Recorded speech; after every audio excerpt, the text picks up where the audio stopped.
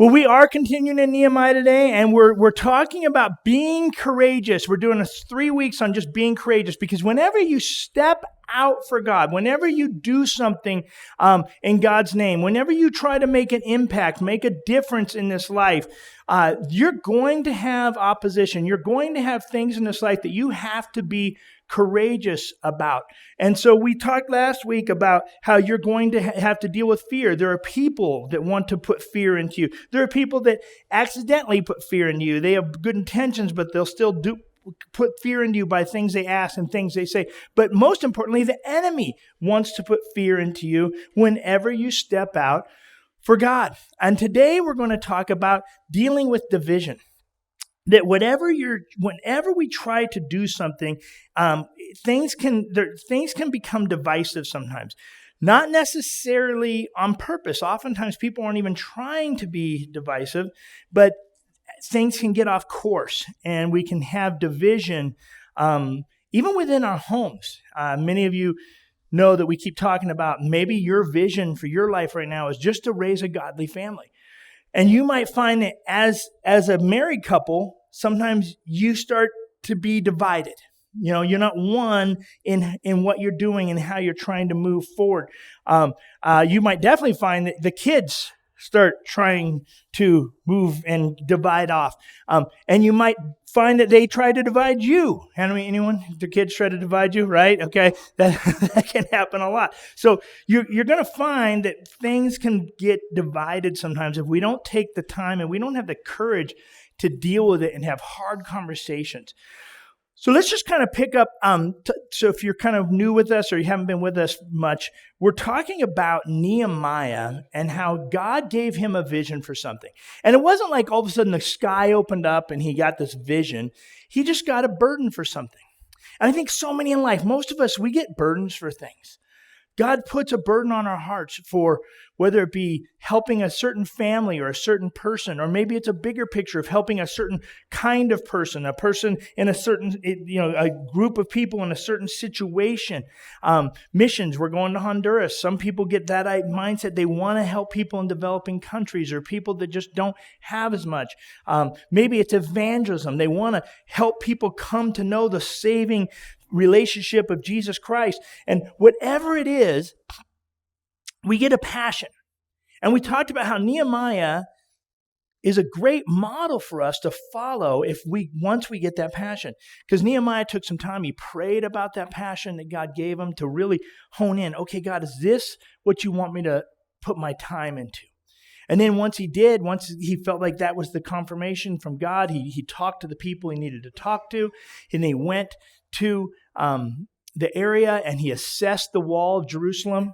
Remember, because his passion was to rebuild the wall of Jerusalem, to make Jerusalem a great city again. And so he goes back and he assesses the work of what needs to be done. Then he gathers the people, because he obviously can't build a wall that big by himself, right? So he gathers the people, he gets the people excited, and they get to work.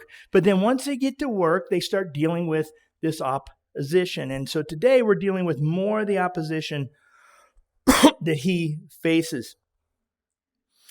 And as we get into this, I have found that most people want to make an impact in life, right? Most people want their life to count for something. Most people, I would say that probably everybody wants to know that their life made a difference, that their life made an impact. And that's really what this whole series is about. How do we make our life make an impact? And I think one of the keys is being intentional. We have to be intentional. See, most people have great intentions. I think almost everyone I know has great intentions. But there's a big difference between having great intentions and being intentional, right? I have wonderful intentions about all sorts of things. But I have to focus my life to actually be intentional about things. So we can't be intentional about everything. We can have great intentions about multiple things. But we have to kind of hone in on a few areas of life that we're going to say, hey, I'm going to be intentional about that. And here's the deal. If you don't take the time to be intentional about at least a couple things, you're going to get to the end of your life and kind of go, what happened? Right? I didn't really make anything happen in my life. See, a vision for someone who doesn't take intentional steps is really nothing more than a dream. If you're not willing to take intentional steps, all you have is a dream. But if God gives you a vision for something, you need to learn to take intentional steps. Andy Stanley says this. He says, everyone ends up somewhere in life. A few people end up somewhere on purpose. Those are the ones with vision. I would add to that, those are the ones with vision who live it out intentionally. If you want to end up somewhere on purpose, you have to be intentional. And here's the problem. No matter how serious we are about following a vision, and no matter how intentional we are, it's easy to lose that intentionality, right? Any of us ever started a healthy eating plan, right? I'm actually in the middle of one. Man, for 3 weeks, I was super intentional. I lost 24 pounds in 3 weeks. Okay, well, thank you. Let's hope I can lose another 12, though, because I've not been intentional. Appreciate that, though. But I want to lose at least another 12. That's kind of my plan. And man, the last 3 weeks, did you know the Super Bowl happened and my team wasn't in it? So all I cared about was there was good food, right? And then I had some family in town, and I had great intentions. But I wasn't intentional. I didn't do the things I needed to do to keep on my path. And we get off path sometimes, no matter how intentional we want to be. And on top of that, if we've got other people that we're trying to keep intentional with us, man, it's so easy for people to get off course. And when they do, that's when the division happens. They may still have the best of intentions, but they stop being intentional. And what happens in a group of people when they stop being intentional is they start looking out for themselves. They start thinking about what they want. They start thinking about how it's going to benefit them, and it starts to lead to division. And that's why we have to continually take time to realign ourselves. We have to realign ourselves. So let's look at what's going on with Nehemiah here and see what he did to deal with this, because he had a group of people that were intentional. They were all gung-ho, but we start to see it starts to kind of fall apart. Now, when you read the book of Nehemiah, if you were reading with us in chapters 1 through 3, it kind of seems like if you don't take the time to really think about it, it kind of gives this impression, at least my first cursory reading of Nehemiah, I get this idea that, well, Jerusalem, the people in Jerusalem, they're just kind of walking around with their hands in their pockets, not doing anything, just waiting for someone to come save them, right? Like they got no life going on. They're just like whatever.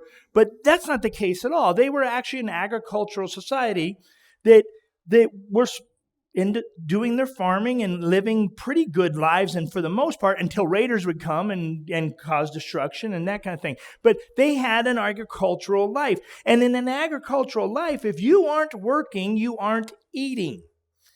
And so this project meant that they needed to put things on hold. And so many of the people actually had to leave their farms for a period to work on this wall. You add to that they had come out of a famine. So they had come out of a famine. So they'd already gone through a rough period. And now they've decided, hey, this is important enough. We are going to build this wall. And they bring to Nehemiah's attention that the nobles, the wealthy, are profiting off of the hardships of the people. I know that's the first and last time that's ever happened. But because what the nobles are doing is they're loaning money at exorbitant rates, and even to the point of holding mortgages, not just on the land, but on family members. And the people oftentimes are even having to sell. At this point, it sounds like just at this point, they have been selling their daughters into slavery. But at that time, a man could sell his entire family into slavery to pay off his debt if he wanted to. And then eventually, if he still couldn't pay off his debt, he would have to sell himself into slavery. So that's kind of what's going on. Let's read chapter 5, verse 1. Whoever's doing slides, I'm going to skip down to thank you. It says this: Now there arose a great outcry of the people and of their wives against their Jewish brothers. For there were those who said, with our sons and our daughters we are many, so let us get grain so that we may eat and keep alive. There were also those who said, we are mortgaging our fields, our vineyards, our houses to get grain because of the famine. And there were those who said, we have borrowed money for the king's tax on our field and our vineyards. Now our flesh is the flesh of our brothers. Our children are as their children. Yet we are forcing our sons and our daughters to be slaves, and some of our daughters have already been enslaved. But it is not in our power to help it, for other men have our fields and our vineyards. So you see, the common people are crying out to Nehemiah, and they're saying, we're in a bad place. We can't even afford to eat. Not only can we not afford to eat, we're literally having to sell our children off so that we can eat. We've maxed out our mortgages on our land. We're getting to that point where we're having to sell our children. And so their division that they're facing is coming in the form of oppression. The people with a lot of the have are taking advantage of the have-nots. The rich are taking advantage of the poor. And they're mortgaging their land, and they're even selling their children to pay for the taxes, because on top of this, they're still responsible to pay taxes to King Artaxerxes.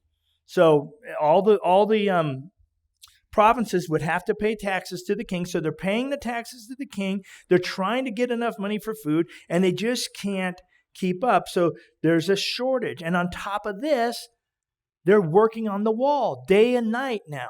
So their farms aren't producing.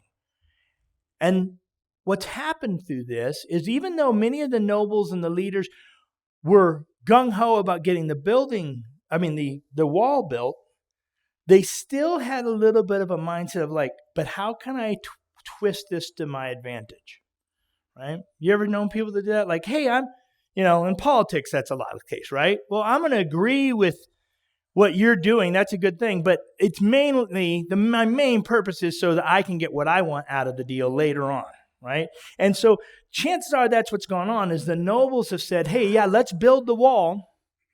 But in their minds, they're also seeing this as a way for them to make a profit. See, the people had forgotten the purpose. And so if you want to jump back, I'm sorry. The first point is the people had forgotten the purpose. They forgot that it wasn't for their benefit, that they all were supposed to be working together for the benefit of the Lord. It wasn't what they wanted. It wasn't what's best for them. It's how do we all work together to benefit God's people. And instead, what's happening is God's people are benefiting off of the other and oppressing the poor. We've got to keep focused on our purpose. And as leaders, whenever you are leading something, it's your job to keep the others focused on a purpose. I think this is, once again, going back to the family thing. This is so important as parents. I think as parents, especially in our culture where kids, you can't keep information from kids. You know that, right? No matter how much you think you are, you can't. They know they know how to get it. Anything you've put on their phone, they know how to get around it if they want to. They have a friend who also can get to it. And so they have the power of the information. As parents, I believe it's our job more than ever in our culture today to talk to our kids about the why of how we live our family life out. See, I grew up in a time where my parents didn't tell me why nothing. Because I said so, that's why, move it, right? It was okay because there wasn't much to think about as a kid. Now kids have so much coming at them, and oftentimes as they're growing up, as parents, parents are like, oh, I don't want. We don't share a lot of the why, and I think a lot of it is because we're not even 100% clear on the why sometimes. And I think if to raise kids now in this society, we've got to be better at sharing why and talking about why we're seeking to glorify God and why we choose to make choices and how that affects the long term of life. And have the hard talks with kids if we expect them to stay on course with the purpose. On top of that, even within our own marriages. Right? We have to sit down and sometimes talk about the purpose of why we're doing what we're doing. And take that time, remind ourselves, and even in our personal lives. I have to remind myself of the purpose a lot because it's so easy to get caught up in other things. So take time to remind yourself of the purpose. And once again, I'm going to mess you up in the slides. We're going to jump to verse 6 now. Don't show the point yet. She's hating me today. I meant to turn this in and I forgot to. All right, let's jump to verse 6 and let's look at his response. Okay? Let's look at what Nehemiah does. Verse 6. I was very angry when I heard their outcry and these words. I took counsel with myself and I brought charges against the nobles and the officials. I said to them, you are exacting interest from his brother. And I held a great assembly against them. Let's jump down to verse 9. He says, so I said, the thing that you are doing is not good. Ought you not to walk in the fear of our God to prevent the taunts of the nations of our enemies? See, once again, he's calling them out. It's right there. He's calling them out. Because he's like, you're off course. So now rather than say, hey, you need to fix this, what's he doing? He's giving them the why. Hey, remember here, we represent God. We represent God. When you're fighting brother against brother, that's not representing God.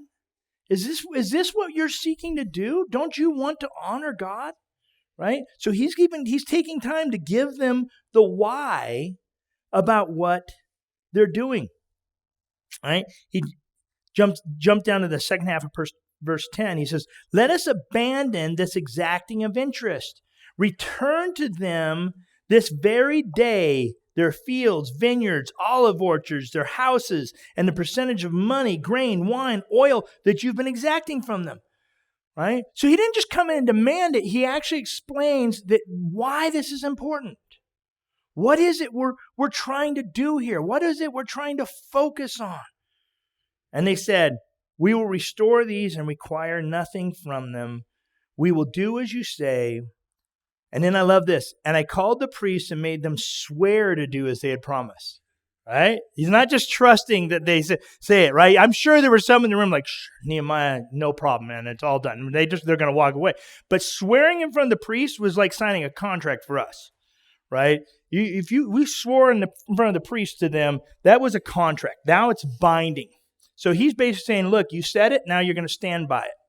And he calls them to it. And then at the end, it says, and all the assembly said, amen, and praised the Lord, and the people did as they had promised. So Nehemiah took the time to align. And that's what we got to do. We got to take time to align. And this is so important. Notice that he took time in the midst of everything to have an assembly, to hold an assembly, to gather all the people. Because it was important to say, hey, look, we've got to get on the same page.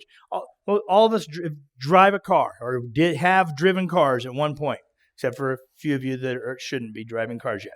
But for them, we all know, we've all probably driven a car out of alignment, right? You ever, that where you just got, you just put a little pressure on the wheel on one direction to keep it straight at all, right? Because it starts to go out of alignment. Why does the car go out of alignment? Well, because there's a lot of little pieces on there that keep everything in alignment, and just the miles of the unevenness of the road and all those kinds of things, that gets it off alignment, just that time of driving it, but also the bumps and any kind of extra things that happen on the road, that gets it out of alignment. It's just going to get out of alignment over time. You cannot drive a car and constantly keep it in alignment. It's impossible.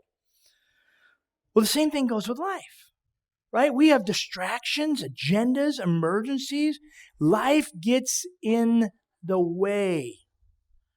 And what happens is people start pulling slightly in a different direction, and we start getting competing agendas. I see this in marriages all the time. I see it all the time. Oftentimes I sit with married couples that I look and go, man, both awesome people. Both awesome desire to serve the Lord, to honor God in their marriage. Only problem here is we have different agendas. We have different ways that we're seeing this work out because we're not taking time to have the conversations to align our marriages, right? We have to take time to sit down and do that. We have to have tough conversations if we're going to stay on track. I tell all my kids, don't just settle for not being divorced. Don't just settle that, hey, we made it through life, and we didn't get divorced. Have a desire to have a great marriage. But to do that, you got to work at your marriage. You can't just I'm not going to talk about that because it's tough. And we're not going to deal with that. And it'll go away. No, it won't. Nothing goes away unless they go away. Then it might go away. But it's not, things don't go away. We have to work on it. We have to have hard conversations. Tanya and I, we have, in our 30 years of marriage, we have put 33 years of marriage. Don't tell her I said 30. We have put aligning times in our marriage. We sit down every Monday for a minimum of 30 minutes, usually 30 minutes to an hour, and we have a meeting to align our marriage. We talk, are we on the same page with our finances? Are we on the same page with our calendars? And are we on the same page with just what's going on in our life? Right? And if it's what's going on in our life, it usually ends up being a little longer than that, or we have to schedule another time to sit down and talk. Then we go on dates. And about once every other month, that date is purely focused to have an alignment conversation and make sure that we're really going into the deeper things of our life and how we're seeing things and what's God's telling us and me, or what God's telling her, and how we're dealing with it and what we're reading and the things we're frustrated with and we're scared about and we're nervous about and we're celebrating. We take time to do it. And then once a year, we go away for about 2 nights. And we focus on aligning the marriage. And I can honestly stand here and tell you, and I don't think a lot of marriages can, and I know some of you in this room can, I truly love my wife after 33 years. And I think it's because we took serious that we weren't just going to let our marriage happen. Because it doesn't happen very easily. And then when we just let it happen, it very rarely happens well. So I truly believe, man, if any of us have a vision and you feel like your marriage is not really strong right now, that should be our vision. As Christ followers, if you're married, that should be our vision. Because I believe the way what he said to the Israelites, he said, because of our fear of God and how they're representing the culture, we represent to this culture through our marriages. This culture watches us and they hear us talk about our convictions and Christ and how he'll glorify everything and blah, blah. And then we can't focus our marriages. So the culture goes, what's the difference? Now, all that to say, I'm not trying to be hard on anyone. What I'm trying to say is, if you're struggling right now, that's what church is for. Church is not for us to come here and pretend everything's always just dandy. Church is for us to try to build relationships with people where we can go, hey man, my marriage is struggling. And I need some help because that stuff Shane was talking about, I've never done it, and I don't know the slightest idea how to do that. Okay, well let's sit down and talk about it. So I'm just going to tell you right now, if you know that, hey, I'm in a struggling marriage right now, man, I want to encourage you, go to that prayer request section on the app and turn it in so we can pray for your marriage, and if we can follow up with you and start talking to you about that. But it's not just marriages, right? It's anything and everything we do. If we're really serious about making an impact with it, you have to take time to align. And it's too easy for people to get off course, right? We get a different picture of what we want. I remember our first Christmas being married. We fought. Our first Christmas was horrible. We fought the whole time. Because my family did Christmas like homemade-ish stuff and like those cheap boxes of tinsel that you just throw on the tree, right? That was my family Christmas. It was awesome as a kid. I loved that, right? You moms that make your trees all perfect, just give your kids a big old thing of tinsel. They'll have so much fun. Anyway, I loved it. But her mom literally has paid someone to decorate her tree. Like it was boom, beautiful, right? Like, and they like, spent all this money on all this stuff, and everything was like always perfect, right? And she forgot she'd married a guy who was going to be a youth pastor, so it didn't work out so well. But we fought all the time about all this like stuff and how we do this and how we're going to do it. We both thought, because we both said, you know what we said to each other? I love Christmas. We both said that, so we both thought, oh well, that means we like the same thing, we want the same thing, but we didn't. Right? And that's what happens in any relationship. Oftentimes we have a different picture. And taking the time to align ourselves and get the right picture is so important. Reminding ourselves of our purpose. And it's important to have tools. Like Tanya and I have those tools of the Monday night meeting or the Monday meeting and then the date every once in a while and then the weekend. It's a tool we've just created. It wasn't like because we're just like, oh, we like had to figure that out over time that we had to do that. Well, within an organization, hopefully you have tools. Within the church, we try to have tools to keep us in alignment. I want to real quick, that whole reminding of a purpose and keeping in line, I want to draw your attention to the church app real quick. And as I do, I know some of you have been on our church app and you hate it, and I get it, because it was very confusing. So we made the mistake of putting it out there with it being very confusing, okay? But we really have worked hard on it, and we've made some changes on it. So I am going to ask you, no joke, I'm going to ask you to pull your phones up. Okay, pull your phones out, and I'm going to ask you to open the app. I'm going to literally walk you through some things. First of all, in the alignment and purpose thing, quite a few of you, we had 21, I think, people sign up to volunteer for our team that we're going to need once we open the building, 45. Right now, if you were one of those 21 people, you'll be getting an email in the next week here. You should have gotten one already, just telling us, give us a minute. And now you should be getting one setting a date for when we're going to have an onboarding process. Okay? You should be getting that email. If you did not sign up to volunteer and you want to, I'm going to encourage you right now. We're not going to walk through this part, but you can just be a minute behind. Click the volunteer button on there. You'll notice already, I think hopefully you'll look and see that it looks clearer already. Okay? So I'm going to encourage you to click the volunteer button if you did not sign up to volunteer but are interested in it.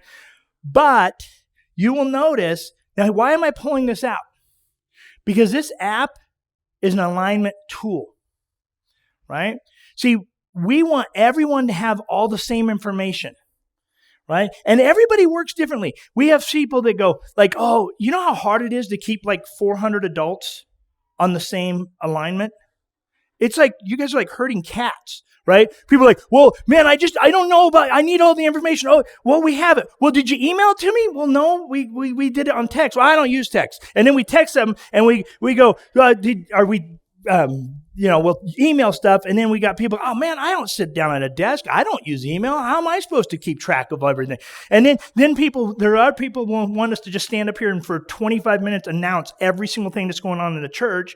And if you're me, like I'm like 30 seconds after announcements, I'm like, I don't even hear you anymore, right? I'm done. So this is a tool we can draw everyone in and keep us in alignment. Now, like I said, I apologize because it was not clear before. It was confusing. But it's clear now. I really do believe we have it really clear now. But you'll notice, you can go through here. First of all, if you're new here, that's how you just click on that. And this will give you everything you need to know. If you're new here, how to contact us, gives us all the information about us, how to find us on all the different places. If you want to keep up with the sermons, you click on that, you'll get the sermons.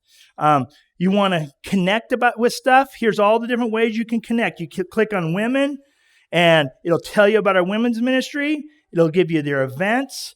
If you want to volunteer, it has this beautiful little picture of Megan down there, who's our women's ministry leader. If you click on youth, it tells you about our youth and events and volunteer, and then it has about as good a picture as you're ever going to get a Spud on there. Sorry. Okay. Spud looks awesome today, though, by the way.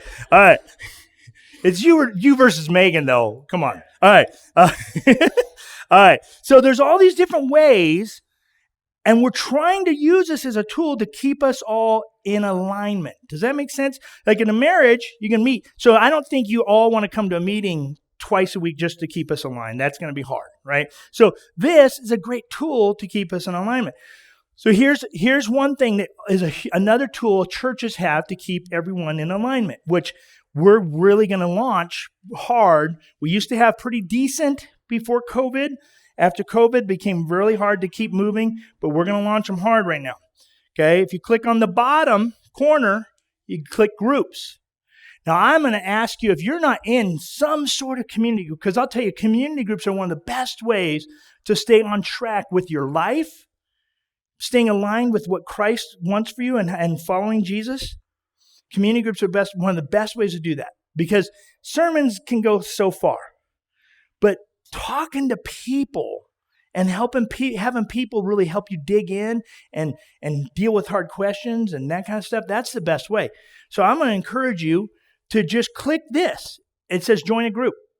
Now you'll notice when you click on that, there's not a group that you can really join. Now we do have a couple, okay? We have a couple. But for this purpose, for a few weeks, I wanted to just focus on just let us know that you're interested in joining a group. Okay, but I'm going to tell you right now, if 20 people said that they're interested, we wouldn't have a place to put them. We maybe have 2 groups that have room for 1 or 2 people right now. So the next thing on there is lead a group. Some of you in here right now, you could help us with this. You could help us keep the church aligned by leading a group, right? And we desperately need it to keep people in community. And so you can see right there's a place you fill out. You answer a few questions to show us that you are spiritually, have a relationship with Jesus. That's like, we're not asking for you to have a theological degree or anything. It's just walking people through some easy stuff. So I'm going to encourage you to do that. But I also want to encourage you to seriously, if you're feeling like you don't know what's going on in the church, or you don't know how to get plugged into the church, take a couple minutes a week. You can do it. You can do it literally while you're here at church if that's the only time you do it. Okay? Pick a part of the sermon where you're checking out anyway, and just do that and pull that out, and then I'll say something that'll draw you back in, and you can be done. But just take it and take a couple minutes every week and find out what's going on for you to be able to connect to, not for the church, but so that you can feel more a part of what's going on, and we can more be involved in assisting you in a spiritual journey. Okay? So please take a minute and do that. We would love you to do that. All right? And like I said, it's just a tool. And whatever group, organization, family, whatever it is you want to make an impact with, you have to develop some tools and take some time to put yourself in alignment. I have to do this in my own personal life. Right? I have to schedule times for me to just take time to focus my life, to read and study and pray. I take a spiritual retreat every quarter for at least one night. And I don't take anything but a Bible and a journal. And I just try to study and pray. right? And sometimes I've kind of tried to work it into 2 nights, and I'll take my stuff and I'll plan out sermons for one day and study and pray the next day because I need to stay aligned. Whatever it is, make sure you take that time because this world will pull you off focus. Aren't you glad Jesus stayed aligned to his purpose? No matter how much people tried to pull Jesus off and tried to use him for their agendas and that kind of thing, Jesus stayed aligned with why he came here. And you and I have salvation because of his purpose. Let's go back to the text and get to our last point real quick. We have to be willing to make sacrifices. We have to be willing to sacrifice. I'm not going to read the whole thing, but real quick, just a cursory skimming of verse 14 and following. Nehemiah takes time after he's aligned them to point out to them that he has made some sacrifices to make this happen. He says that in the whole time he'd been there, he had never taken the food allowance from the governor. He says this in verse 14. And he talks about how other former governors had laid heavy burdens on the people, extracting extra taxes and then taking the food allowance. Officials got big food allowances that the provinces had to provide. And he didn't take that because he didn't want to put the burden on the people. And he says at the end of verse 15, even their servants lorded it over the people, but I did not do so because of the fear of God. See, Nehemiah knew he had to make sacrifices because he put God first in his life. And he talks about how he persevered in the work on the wall. And he acquired no land. He didn't come in and say, hey, as governor of this, I'm gonna acquire extra lands. I'm going to have all of you give me a piece of your land that I acquire. Moreover, he fed 150 people at his table at his own expenses every week. And then at the end of this, he says, remember for my good, O God, all that I have done for this people. See, Nehemiah did not accomplish this so he could take advantage of people. He didn't accomplish this so he could get rich. Now, he still had a good life. He was a servant of the king, so he still was in a good position. But he didn't add ever an extra burden on the people. In fact, he made sure to make sacrifices on himself. He left the comfort of the palace and he used his wealth to redeem the Jews so that he used his wealth to redeem Jews that had been sold into slavery, in fact. He didn't tax the people. He didn't lord his power over the people. And that's the final thing we have to remember. If we're going to live out his vision for God, we have to remember that it's always going to come with a price. When we moved to Heber, we left the comfort of friends, a salary, family. There are much more ministry options in California. There were within 10 miles of me, there were more churches of over 1,000 people than are in the whole state of Utah. And so, if this doesn't work out, I don't have to move my whole family again I could find another place to serve in ministry. We left all that. Now, we still came to an amazing place. My family, every time they visit here, they're always like, ooh, you were called here. Yeah, because they're like, this place is awesome, right? And it is. But I'll close with sharing one story with you. It's a story of Karen Bennett.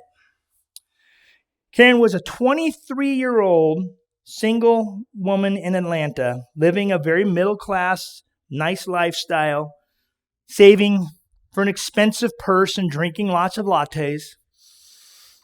But she started going with a few friends once a week, a couple hours, to gather inner city kids to play games with them, give them snacks, Bible lessons, and just share the love of Christ with them.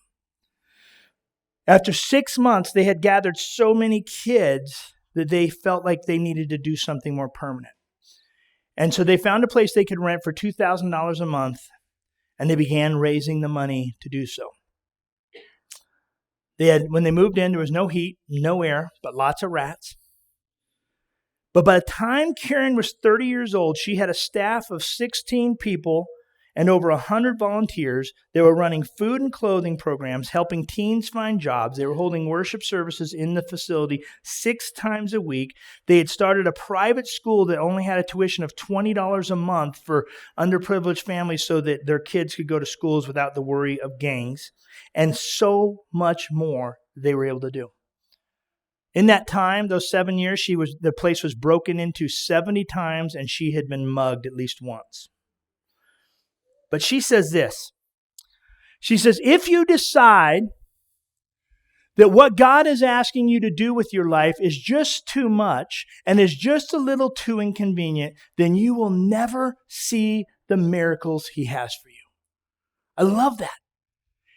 If you decide, oh, God, I would do that, but that's going to be tough, that's going to be hard, then chances are you will never experience the miracles that God has for you. If you make the choice to live in a comfortable lifestyle versus doing the difficult things that God calls us to, you're never going to fully receive what God has for you. Do you know how many people I've heard say, oh, if I had $1 million, and then they tell me what they would do? You know what my answer to that is? I don't think you would. Because if you're not willing to start something now, you're not going to do it when you have $1 million. Because you could start a little bit now, right? So why not start the little bit now? Don't wait for $1 million. Start now. Chances are, if you're not doing something now, you're not going to do it later. What's it going to take to help you transition your life to be more intentional to do what God calls you to do? And here's the other thing that I have found. The more sacrifices you're willing to make, the more you will stay in alignment. Right? You know what? Had I started a church in Southern California, I don't think I would have made it. Why? Because I had too many comforts I just fall back on. Right? It's like, never mind, I'm just going to get a job at this church. I can still do that and not have to move. I can still do that and not have to do it to people. There was times in this church, man, it was down to the wire, and it was tough, and we didn't know where the next dollar, how it was going to happen, and people on the team were leaving. There were some tough times, and it would have been easy without sacrifices to just quit. But when we're willing to sacrifice, we don't allow the distractions and the detractions to take us away. See, Jesus continually aligned his life. He took time to step away and pray. He took time to remind the disciples while he was there. He didn't get pulled into political agendas or religious agendas. Why? Because his purpose was so important. His purpose that we could know that God loves us and will give everything for us. That's the gospel. And he's calling each and every one of us to make some small impact in that plan that he has. Let's pray. God, I thank you that you love us so much, that you invite us into the plan with you, and you want us to be a part with you. God, help us to take seriously the burdens you put on our heart. And God, help us to just live intentionally to do as you call us to do. That we don't have to do it all. We don't have to be a part of everything. But God, the burden you put on our heart, God, let us make the sacrifices to make it a reality, God.